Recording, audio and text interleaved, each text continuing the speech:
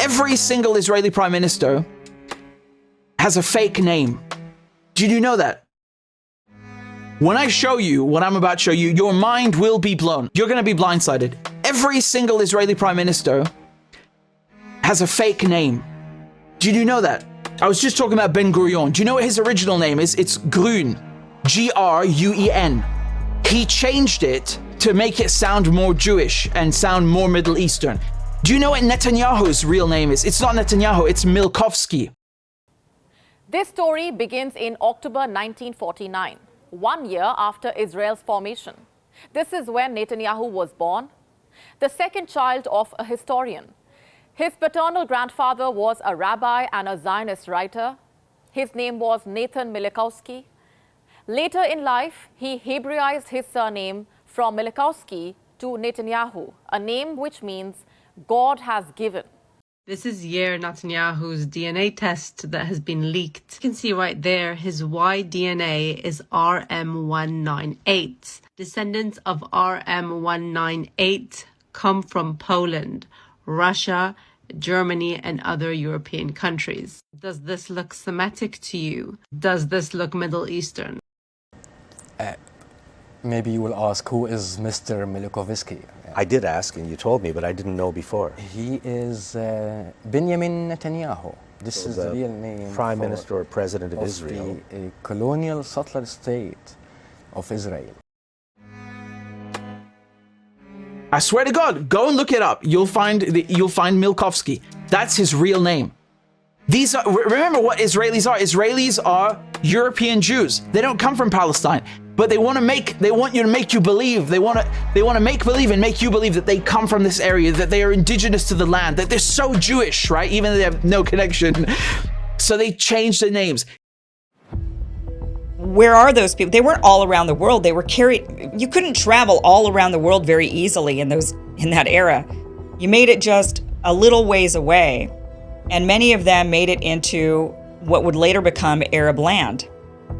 It's a pretty lousy 2,000 years, pogroms, Holocaust, but about 150 years ago, secular Jews, primarily Herzl, Jabotinsky, and others, took the initiative. Let's come back to our own homeland. The Jews are the indigenous people of the land of Israel.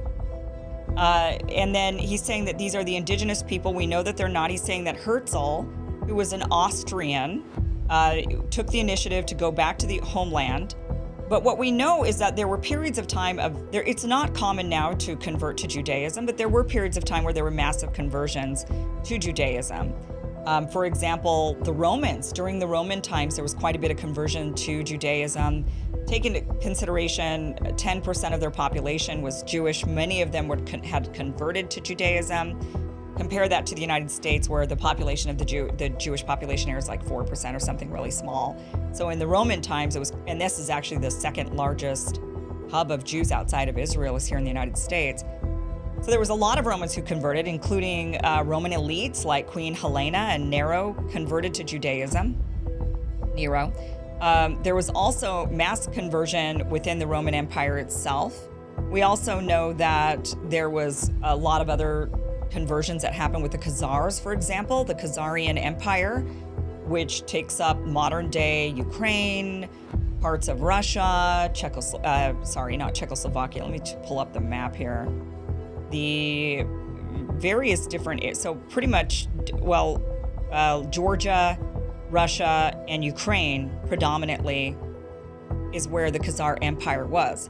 And Herzl and many of the early Zionists came from that region. They're Austrian, Russian, coming from that region, where we know that there was later on, many years after any of these biblical stories, there was a lot of conversion to Judaism. Many people assert that Herzl and many of the Ashkenazi Jews that come from these Eastern European areas are actually descendants of converts.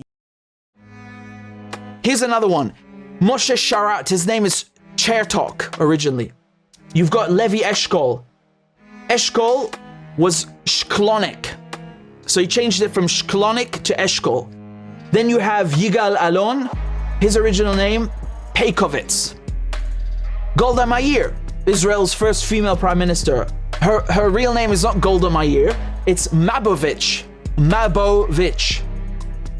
More like Maj. We have Yitzhak Rabin, right? His name is not Rabin, it's Rubitsov. Are you seeing the pattern? These are Eastern European names. Not Palestinian, not Jewish, not Middle Eastern. They're Eastern European, okay? You can convert to Judaism. You can't convert to a blood family. You cannot convert to a race. Judaism is a religion. That's all it is. They're not Palestinian. They don't come from this region. Yitzhak Shamir. He's a great one. You know, Yitzhak Shamir, he's on the wanted poster because he was wanted by the British police in Palestine for terrorism. But they don't tell you that. So Yitzhak Shamir, his original name is Yezernitsky. Yezernitsky. Shimon Peres, Persky. Netanyahu, I already told you, Malikovsky. I think I said Milkovsky, excuse me, it's Malikovsky. Never, you know, it's the same point. Ehud Barak is Brog, so B-R-O-G. Brog, he changed it to Barak. Ariel Sharon, his original name is Shinerman. Shinerman. He changed it to Sharon. And Yair Lapid, who's, you still see him changing posts, his original name is Lampel. So he changed it from Lampel to Lapid. Ain't it lovely? Ain't it lovely? You know, it's like, I know half of you didn't know this. I guarantee half of you at least didn't know this stuff. I guarantee you. Because no matter how much you know about the Zionists, you will always discover new things about them. Professor Lasky, you had mentioned before, obviously, the Khazars and the king and the nation that converts in the Khazari to the Jewish religion. What is the historical support? There's been so many novels, so many books on the Khazars and the Khazar and the empire and et cetera, et cetera. What's the historical support for that whole story? Okay, I'd say the world's knowledge about the Khazars started in the 10th century when Chasai ibn Shaprut, who was the sort of foreign minister of Abdul Rahman III, the Caliph, the Umayyad Caliph of Andalusia, of Muslim Spain, heard from travelers that there was this nation in Central Asia, this Jewish nation. He wrote a letter and received to the king and asked what's going on. He received a letter back. This is from a king of the time named Yosef, who explains what I said before about the king's search for for the true religion. It is true that many people over the years have doubted the historicity of the letter. There has a question of whether it's just the king and the royalty or the nobility that converted or everyone converted. We don't have any literature as such from the Khazars.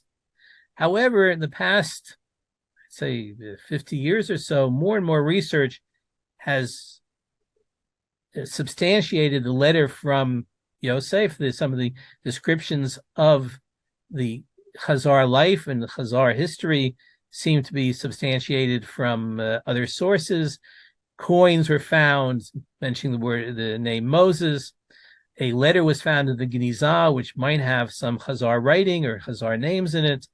And therefore, even though there are still people who doubt to this day that Khazars actually became Jewish, I would say that I follow those experts who say definitely there is a historical basis. Now, according to the Khazari, the conversion was in the year 740 of the Common Era. Most historians date it to the 9th century, the 800s. We know that every single Israeli government has always been headed by, and the cabinet has been filled by people who are Ashkenazi. They're not Semites. They don't come from the region. They're Eastern Europeans. They're Jews from Europe. They just don't come from this region. I don't know when they converted or whatever, but the point is that they don't come from the region. And even if they did, like let's say you're a Zionist. Let's say you actually believe, yes, this is the land of the Jews. These people are not Jewish. They are not Jewish in the sense that you think they are. They have adopted a religion from the Middle East. That doesn't mean they are the original Hebrews or people that lived there 3,000 years ago. What's your thoughts? Please be respectful with your comments. Also, please click the like, click the notification bell, and subscribe to this channel. Listen, Genesis chapter 11 verse 10 explains the genealogy of Shem. Shem was a black man in Africa. If you repeat this back, Genesis 14 verse 13, Abraham steps on the scene. Being a descendant of Shem, which is a fact, means Abraham too was black. Abraham, born in the city of a black man, called Nimrod, grandson of Ham. Ham had 4 sons. One was named Canaan. Here, let me do some explaining. Abraham, Isaac was the... Jacob had 12 sons, for real, and these were the children of Israel. According to Genesis chapter 10, these were the children of Israel. According to Genesis chapter 10, these were the children of Israel. According to Genesis chapter 10.